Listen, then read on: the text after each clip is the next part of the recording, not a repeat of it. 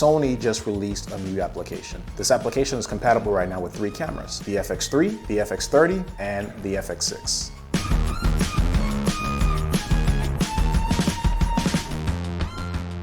I want to take some time to dive into this monitor and control app, see what options we have, what can we do with this app. Let's compare it against the Creator app that was just released a few months back, and let's see what the differences are, what the trade-offs are, if this is better, if this is worse. Let's first open the Creator app, and immediately we open the Creator app, we can see that we are connected.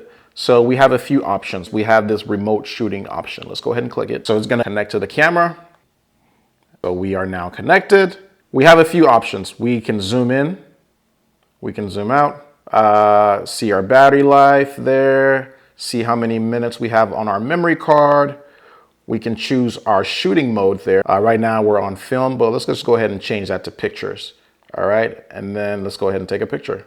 We took a picture and there it is, cool. So let's go back, let's change this back to video. We can change our shutter speed here and aperture, let's wide open, like that. We can go to auto there. Our ISO, we're on manual, so let's go to the base ISO on the low side. Let's go to manual focus and let's see if we can control that focus from here. All right, I don't think this is letting me control focus actually.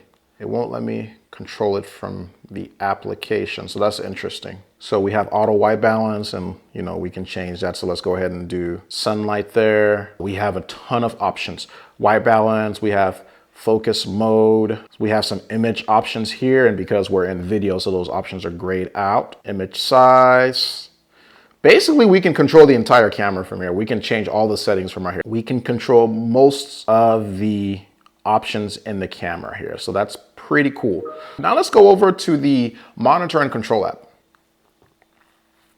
Let's go ahead and connect. Same process like connecting to the Creators app. All right, so a much different interface, and we just jump right into the camera options here. So let's see, we can hit record. There we go, we are recording. As you can see, the tele lights just came on there immediately when I hit record. Let's go ahead and stop recording. Boom, went off. That's pretty cool. We have it in auto white balance. Now we can throw it in manual white balance. Oh, now this is slick. We can actually use a gauge to control the Kelvin. As you can see, made it warmer there, made it cool. That's pretty cool. Or we can just use the presets here. So daylight, shade, cloudy. So very similar to what the Creator app did, just a different interface.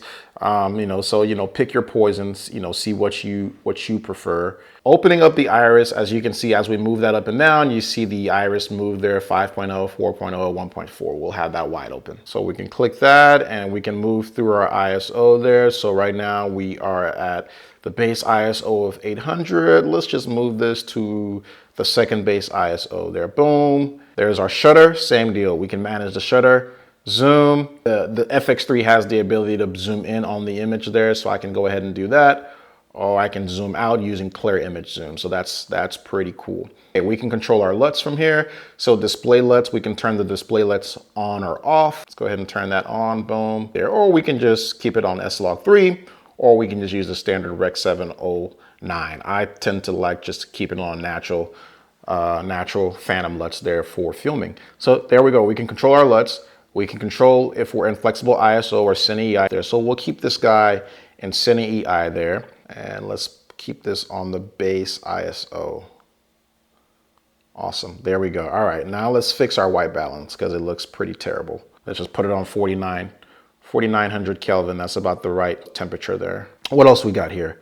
Look, recording format, so we can completely change our format. Same deal like we could in the Creators app. Frame rate, we can mess with that as well. And then the bit rate. So basically all the options are here. I think the main difference is from this app, some of these options, I don't have to leave the screen. With the Creators app, I did have to go into the menu and change it, and I didn't see the effect of that on my image when I changed it. So from a monitoring standpoint, this is much better. This is a much better monitor. Like this is working pretty instantly as I'm moving there, as you can see. Boom, boom, boom. There is not much latency. This is pretty impressive. Let's see what we have. Other settings. We can punch in the image right there, bring it across the screen. So that's cool. We can flip it. S&Q mode, we'll keep that. There's our battery. All right, tools. Oh, okay. We have waveforms. We can move that around, put it wherever we want, make it as big as we want or as small as we want. That's interesting. So we could probably put it here and then zoom back out so we're not covering our image there. Okay, we have the histogram, same deal, and we have false color. Wow, okay, this is pretty awesome. And then let's do focus control. So spot focus, we have that turned on. So wherever we tap, that's what we focus on. So let's focus here on the A7 IV. That's recording us right there. Interesting. Earlier, I was having trouble controlling my focus from the Creator app, but this right here, I can just do it pretty quickly and pretty smoothly. I like this a lot. Oh, I can set my min and my max on this. That's pretty cool. So if I want to set my max focus at 30 and my min focus at 10, I can only focus in that range. That is slick.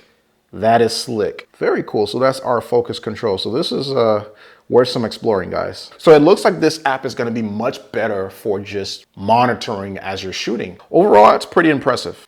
Okay, here's the most important thing. Don't forget to like and subscribe, leave a comment. I would love to hear from you. That's it. We're done. Short and sweet, like I promised. If you're interested in watching another video where we dive into the monitor and control app that this new upgrade brought us, click right here. If you want to hear me and another local creator talk about the app, the upgrade, iPhone 15, and a few other things, click right here.